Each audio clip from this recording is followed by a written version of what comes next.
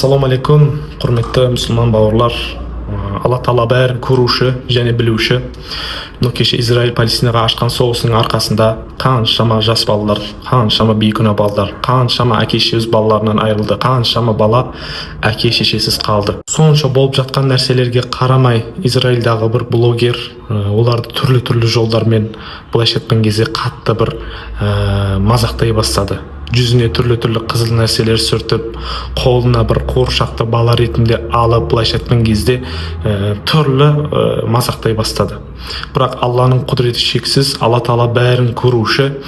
Кешегі Иранның Израильге жасаған соққысында бір зымыран ұшып, соның үйінің турайына барып соққан. Соның арқасында жәндегі блогер үйсіз, күйсіз қалып, не жейтін, не істерін білмей қатты жылап желіге шықты. Міне, қараңыздар достар, ол сондай мазақ қылды, Алла Тағала оны әлемге мазақ қылдырды. Бұл блогер қазіргі кезде әлемге, былайша айтқан кезде позор дейміз ғой, сондай болып қалды. Ол жылап өкінудің орнына қатты мазақ қыла бастады. Алла Тағала оны әлемге, былайша айтқан кезде позор қылып тастады.